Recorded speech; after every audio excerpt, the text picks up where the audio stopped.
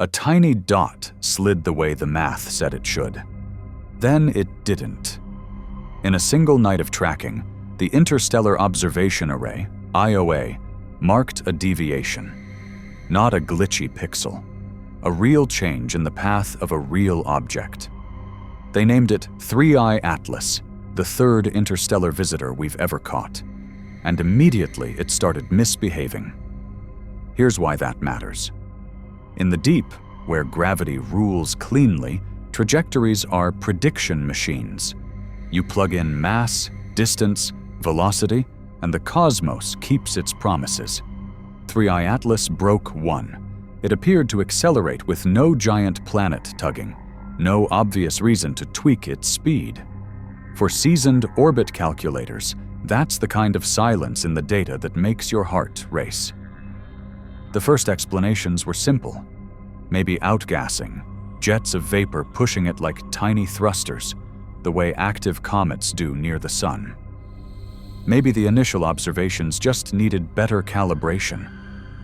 But the IOA's baseline was solid. Multiple stations seeing the same drift, the same nudge. The network had seen asteroids, comets, and meteors for years. This change wasn't hiding in the noise. NASA's trajectory team and the European Space Agency's dynamics group pounced. They ran fresh fits, cold starts, different priors. Every pass shaved the residuals in one place and grew them in another. The orbit solutions refused to settle, and that's when the second shock hit. The push didn't line up with the geometry of sunlight the way a normal comet would. The acceleration vector kept leaning, as if the object were responding to a force that wasn't shining from the obvious direction. Think about that. Either the force isn't sunlight, or the object's surface is behaving in a way we've never modeled. For the public, this sounded like science fiction. For the teams staring at the numbers, it was worse. It sounded like an error hiding in plain sight. In video conferences that stretched past midnight, the IOA operations lead walked everyone through station logs, timestamps, thermal drifts, clock offsets. NASA's JPL asked whether a faint solar radiation pressure term had been misestimated. ESA's flight dynamics countered with a point-by-point on the photometry. No clear coma, no obvious dust plume that could explain a steady push. Data conflicts surfaced immediately. One pipeline screamed non-gravitational acceleration. Another whispered instrument bias. Teams traded residual plots like legal briefs. Someone suggested the object wasn't a single body at all, but a loose aggregate subtly rearranging itself with each spin, changing how light and heat moved across its surface. Others argued that if it were that fragile, the spin state should be more chaotic than what the light curves showed. And then came a quieter question that sharpened the air. What if 3I Atlas wasn't made of the stuff we keep assuming? Interstellar doesn't have to mean familiar. The IOA pushed for more coverage, more baselines, more wavelengths. NASA put the word out to ground-based observers to pin down the phase angle dependence. ESA prepared independent reductions to chase down any shared software assumptions. The object's path continued to creep off the purely gravitational line. A millimeter per second here, a millimeter per second there, like a car tapping its brakes where there shouldn't even be a road. The contradiction hardened. If outgassing was pushing, where was the classic spectral hint? If it was sunlight pressure alone, why didn't the numbers scale cleanly with distance? And if it was just bad data, why did independent systems agree on the same wrong answer? Now consider this. As 3I Atlas rotated, there were hints that the acceleration changed with its orientation. Not definitively, just a tremor in the residuals that matched the spin period, which meant something on its surface or inside it might be talking back to the light. Arguments thickened. The data was real, or the data was biased, or the physics was incomplete. No one liked any of those options, but the sky wasn't waiting. Next, the sun would climb, the photons would hit harder, and 3i Atlas would either calm down or tell us exactly how strange it really was. The sun climbed. The numbers didn't cooperate. 3i Atlas changed the rules again. Here's why that matters. When sunlight intensifies, a normal comet brightens predictably, and its temperature rise follows a well-worn curve. Not this one. As the phase angle shifted and photons poured in, the light curve kinked, then stalled, then surged. Brightness rose, but not in step with the solar input. The thermal response lagged by minutes, then overshot by hours. Think about that. A surface that seems to decide when to absorb heat and when to shrug it off. The Interstellar Observation Array, our stitched-together net of ground scopes and spaceborne eyes, ran a rapid comparison. Its dashboards lit up with a second surprise: magnetic fluctuations around 3i Atlas that refused to sync with the sun's own mood. Solar Orbiter reported a steady heliospheric background, quiet and uneventful. Yet the IOA's remote magnetometry signatures near the object spiked in tidy, repeating bursts. No solar storm, no coronal squall, just a local field twitching on its own schedule. NASA analysts ran the playbook. Instrument gain drift, crosstalk, a calibration ghost? Then ESA's teams cross-checked independent channels and got the same heartbeat in the data. The pattern survived every attempt to erase it. That's when the disagreements sharpened. One camp argued for observational error, subtle, insidious, the sort that sneaks in when signals are faint, and the temptation to see patterns is strong. The other camp stared at the periodicity and said, "If it's noise, it's the most disciplined noise we've ever met. Now consider the sunlight again." JWST thermal snapshots, taken carefully at safe angles, hinted at cooler zones refusing to warm as quickly as their neighbors, then warming all at once, as if heat were moving beneath the surface and venting unpredictably. Solar Orbiter saw no matching solar fluctuation to trigger these jumps. The contradiction deepened. The energy input was smooth. The object's reaction was not. ESA's optical teams reported a color shift that didn't fit ordinary dust. Not the usual reddening of a cometary coma, not quite metallic either. More like a muted sheen that brightened with some geometries and darkened with others, independent of distance. NASA pushed back. Phase effects can do that. Surfaces are tricky. Let's not leap. On internal channels, the phrase non-gravitational forces came up again and again, followed by a long list of caveats. Even the conservative models couldn't hide the fact that 3i Atlas was coupling to sunlight in a way that confounded expectations. The IOA's comparative analysis went wider. Radio reflections, polarization angles, tiny wobbles in the acceleration that drifted with the object's rotation, just enough to whisper that orientation mattered. If there were volatiles sublimating, they were doing it without the obvious spectral fingerprints. If there were jets, they were tidy and invisible. Or the subsurface was acting like a heat reservoir with a mind of its own, delaying and releasing energy in pulses that lined up eerily with those magnetic blips. And this is where everything shifted again. A quiet hour in the solar wind. Smooth conditions all around. Yet the field near 3i Atlas twitched in a clean harmonic sequence, while the brightness plateaued instead of easing off. Two effects that should have wandered independently chose to march in time. Coincidence? The kind you don't bet against in science. The data conflicts didn't just persist, they evolved. NASA's caution hardened. ESA's confidence grew. Messages from JWST's thermal team were precise and uncomfortable. The emissivity looked patchy in a way that implied structure, not chaos. Solar Orbiter's magnetometer team flagged coherence where they expected randomness. The IOA moderators convened emergency sessions, asking the same question in a dozen ways. Are we measuring the sky or our own mistakes? In the control rooms, you could feel the tension in the breaths between sentences. People closed their eyes before answering.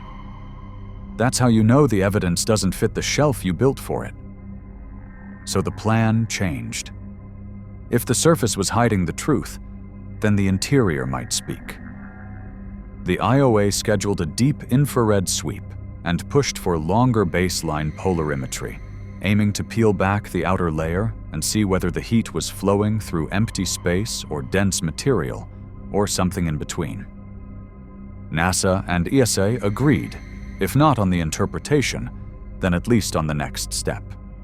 Because if 3I Atlas was storing and releasing energy like no ordinary body, there might be cavities, hollows, voids that would explain the lag, the surges, the magnetic whispers. The array turned to the dark, ready to map the inside.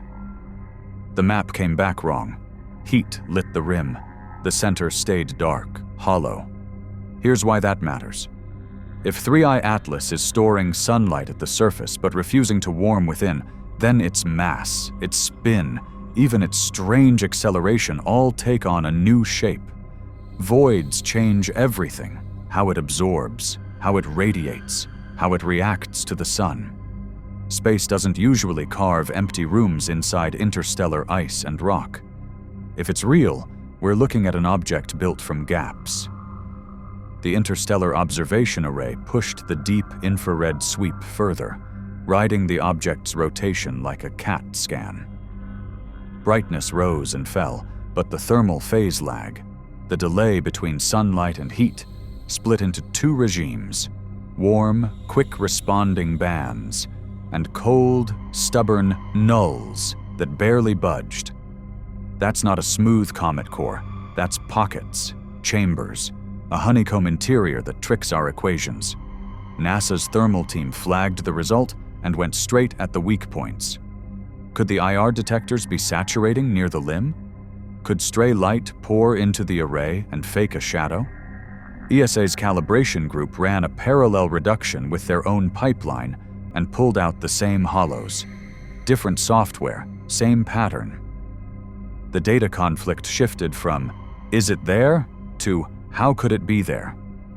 Then another thread snapped tight. IOA refined its polarimetric scans, measuring not just brightness, but the way light oscillates after bouncing off the surface. The polarization angle rotated with the object like clockwork, and the degree of polarization spiked at specific phase angles. That's a fingerprint. Not fluffy dust, not random frost. It looked like ordered surfaces, metallic crystallinity, facets aligning in ways we don't see in natural rubble crossing our skies. Think about that. Billions of years adrift, sand blasted by cosmic rays, and it still reflects like something with structure. If those inner voids are real, and those surfaces are crystalline, 3I Atlas isn't just porous, it's arranged. Cue the pushback. An instrument scientist at NASA suggested microvibrations in the IOA's long baseline mounts could imprint a false polarization signal. ESA countered with a roll test. Flip the orientation relative to the star field. The signal should wash out if it's hardware. It didn't. The signature stayed glued to 3I Atlas, not the instrument. Meanwhile, the old mystery refused to quiet down. Those magnetic fluctuations from Part 2, the whispers that didn't track solar activity, lined up eerily with the rotation period inferred from the polarimetry. Hollows could do that. Cavities can trap charged particles, ring like a bell, and modulate a field. But here's the catch. There's still almost no dust, no ordinary coma, no obvious jets to explain anything. Brightening without shedding. Order without chaos. And yet, the confidence wasn't uniform. Some teams saw subtle drift in detector baselines as the object brightened, the kind of slow degrade you expect when you're pushing instruments to the edge. Others argued the pattern coherence across agencies was exactly what rules degradation out. This is the secondary plotline now fully exposed. Not just a weird object, but a test of whose data gets to call itself reality. So the IOA did something rare. It opened the doors. Raw frames, timing beacons, calibration stars, dumped to a joint NASA-ESA review. JWST was cued for a cross-check pass with its mid-infrared eyes, not for polarimetry, but to verify the thermal architecture with unmatched sensitivity. If there were regular planes or repeating textures, JWST could catch the rhythm in the glow. And this is where everything shifted again. Stitched across 2 rotations, the hollows didn't smear out. They repeated, like rooms circling a central mass, like ribs casting the same cold shadow with every spin. No random rubble field does that. Patterns were hiding in the negative space. A shape was trying to show itself, and the next step was to see if the geometry would finally step into the light. The geometry stepped into the light, not smear, not noise, edges. Here's why that matters. Nature, left to herself, chips, melts, fractures. She doesn't lay out repeating ribs and voids that circle back with every spin. But on 3i Atlas, the pattern came back like clockwork. JWST, tuned to the faint warmth bleeding off the surface, stitched together 2 rotations and saw it. Non-random geometry. Facets that brightened and dimmed in sync. Hollows that held their shape instead of blurring into chance. Think about that. An object adrift for eons between the stars, showing organization where chaos should rule. The Interstellar Observation Array flagged it first as a statistical oddity. Then the big mirrors took over. NASA pipeline engineers pulled the JWST frames apart by wavelength, hunting for compression artifacts, for thermal ghosts hiding in the background. ESA analysts reran the deconvolution with their own code. The pattern survived both. No matter who processed it, the same planes, the same intervals, not a perfect honeycomb, but not rubble either. Now consider this. As JWST traced the glow, Solar Orbiter skimmed the heliospheric weather and felt something else. Coherence. Magnetic field lines draping past 3i Atlas weren't doing what the models said they should. Instead of a messy, turbulent twist matching the sun's shifting wind, the lines snapped into a consistent orientation as the object rotated, as if being guided. You could overlay the field's rhythm on JWST's brightness curve and see a beat. That's not how comets behave. That's not how inactive rock behaves. That's unusual. NASA's solar physicists were careful. Could this be an alignment trick? Solar Orbiter is sensitive, but the environment is noisy. ESA's team cross-checked the spacecraft's magnetometer against quiet intervals in solar activity. The coherence stayed. Meanwhile, the IOA's own far-field sensors picked up slight timing offsets in the magnetic signal as 3i Atlas turned, small enough to doubt, big enough to argue over. And the arguing started. Hard. Data conflicts that had been academic became personal. "Instrument drift," said one camp. "Your flat field calibration is coloring your geometry. Your magnetometer is picking up power line hash from the spacecraft." "No," said the other. "We see the same thing in independent channels. It repeats with the object's rotation, not with the sun's mood. It's real." Here's the twist within the twist. If the geometry is real, it changes the meaning of the magnetism. Surfaces with regular planes can charge differently in sunlight, setting up fields that shape the space around them. Hollow cavities can trap volatile gases and release them in pulses, not as a dusty plume, but as jets thin enough to push, gently, measurably, without leaving a classic tail. The IOA's modelers went back to the math and found they could reproduce the subtle acceleration reported weeks earlier if those releases aligned with the facets. But that required the structure to be arranged. JWST followed through with a shorter exposure sequence to catch micro flares off the edges, little glints, like sunlight winking off a prism. Not much, but enough for the spectral curve to harden at regular intervals. Solar Orbiter, on the other side of the sky, recorded the magnetic field snapping into a cleaner pattern at those same moments, as if the object and its environment were talking. This is where everything escalated. Some at NASA and ESA floated words they didn't expect to say in public. Unconventional materials, non-equilibrium physics, self-organizing surfaces. Others pushed back just as hard, pointing to every known failure mode in every instrument on the table. Compression, jitter, software bias.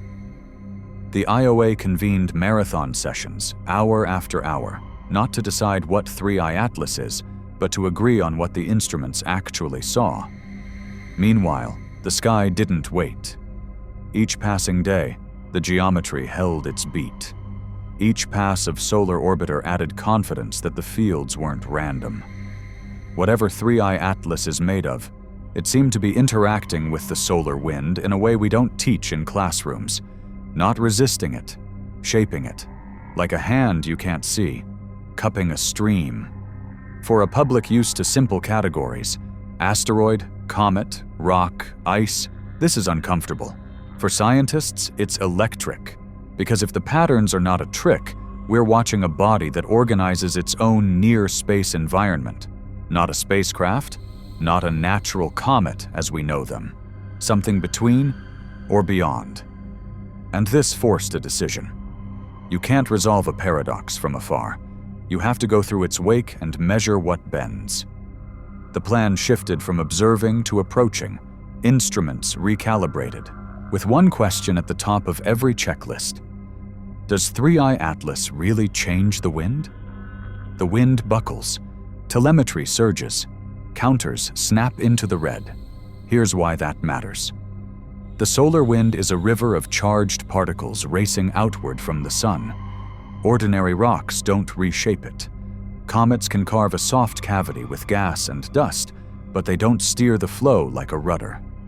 Yet as the Interstellar Observation Array pushes into the wake of 3I Atlas, the plasma isn't just disturbed, it's redirected. NASA analysts call it a bow, a pressure front forming upstream of the object where none should stand. ESA modelers feed in the numbers, and the simulation crashes again and again unless they add a field geometry that has no place on a simple ice and dust body. Solar Orbiter sweeps through the stream and reports coherent lanes, magnetic field lines realigned into neat, parallel strands, as if something ahead is combing the wind. Then the spikes arrive.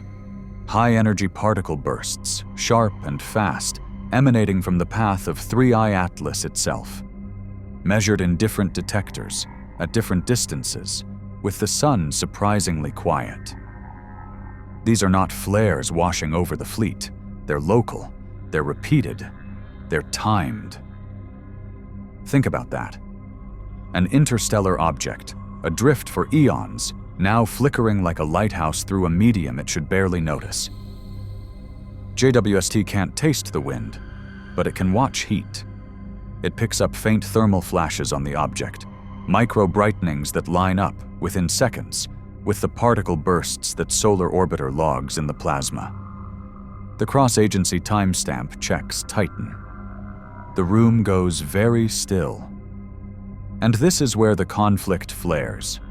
Some teams argue instrument charging, electronics overloaded by stray fields, hallucinating spikes that aren't there. Others say the pattern is too clean, the interlocks too tight. If it were noise, why do independent clocks across NASA and ESA hardware agree to the second? Why do the pulses fade and rebound with the same rhythm every time the IOA changes its angle to the object? Under increasing proximity, the gear starts to complain. Detectors saturate. Star trackers drop frames. A few IOA magnetometers develop a stubborn drift, forcing on-the-fly recalibration. The data pipeline, already strained by months of contradictions, becomes a battleground. The The secondary plotline breaks into the foreground. Is 3I Atlas rewriting our physics, or are our instruments quietly falling apart? Amid the argument, a new thread emerges from the math. Fold the burst timings over the object's own light curve cycle, the slow rise and fall we've been watching since first detection, and the noise collapses. Peaks align. As 3I Atlas slews relative to the Sun, the emission angle changes, the wind lines reroute, and the particle spikes march to a beat tied not to solar weather, but to the object's motion. CNSA statisticians call it gating. Joxoplasma physicists call it coupling. At NASA and ESA, the phrase of the week is simpler: intrinsic pattern. Because if this is real, 3I Atlas isn't merely enduring the solar wind, it's shaping it with rules of its own, rules that turn on and off with each subtle twist of its body in space. The IOA plots a tighter pass. Instruments are hardened, exposure times cut, redundancies stacked 3 deep. Get closer, but not blind. Watch the wind, but watch the surface too. If the wake is organized, maybe the skin is telling us how. Next, we look 3I Atlas in the face. The face comes into focus. Edges snap where nature prefers curves, and the surface does something no comet should do. It glints. Here's why that knocks the wind out of the room. Ice and dust scatter light softly. Rock does too. But the interstellar observation array's close-pass mosaics show tight, razor-bright specular flashes that hold for milliseconds, then vanish as 3I Atlas rolls. They map into a pattern, panels, seams, latticework that repeat across scales like a blueprint stamped into stone. NASA's analysts try to break it. They rotate the data. They reprocess the exposure stacks. They throw out the noisiest frames. The geometry survives. ESA's independent pipeline gets the same tessellations, the same right-angled shadow ridges where sunrise meets surface. JWST, tuned to heat instead of light, takes the baton. Its thermal maps find patches that heat and cool out of sync with any natural regolith, as if sections of the skin are insulated, layered, or something more precise. Think about that. Billions of years in interstellar night, and this thing still has texture that behaves like a design problem solved. Now consider the wind. In Part 5, the wake moved to 3I Atlas's rhythm. Up close, the IOA fields it in stereo. When the solar wind tightens, tiny sites across the surface flare in ultraviolet, then dim. They're almost evenly spaced. They track with magnetic kinks the solar orbiter has been chasing since the first flyby. Field lines spool, unspool, then jump, like a circuit switching under load. Artifact, some call from the data room. Detector persistence. Others counter with cross-correlation. The ultraviolet flares line up with the magnetic spikes within tens of milliseconds. 3 instruments, 2 agencies, 1 cadence. And then the room goes bone quiet. The IOA's wideband receivers catch it first, chittering microbursts riding the field flips. Not a tone, a pattern. Bursts separated by intervals that stretch, compress, and then settle into a repeating ladder. Every rotation, every third flare. A longer pause, then 2 quick doubles. Solar Orbiter's plasma wave instrument sees the same timing in a different register, a whisper in the radio noise that rises and falls with the object's own shadow. Is it communication? Caution slams on. NASA flags unknown modulation correlated with surface events. ESA writes structured timing, natural mechanism not excluded. JWST can't hear, radio, but its team overlays the thermal pulses and finds they're late by the same offset, orbit after orbit. Coincidence is running out of places to hide. This is where the contradictions sharpen. If 3I Atlas is shedding energy through engineered vents, why no classic exhaust? If it's a comet fragment with metallic inclusions, Why do the seams meet at consistent angles over kilometers? If surface chemistry is the answer, why does the same pattern persist across wavelengths, instruments, and agencies that don't share hardware? Inside the war rooms, the secondary battle rages, data conflicts, born months ago, now stepping onto the global stage. The IOA's calibration team releases a blistering appendix on error budgets. ESA asks for raw packets, not just processed frames. NASA opens a live cross-check with Solar Orbiter to align clocks down to microseconds. The disagreements don't vanish.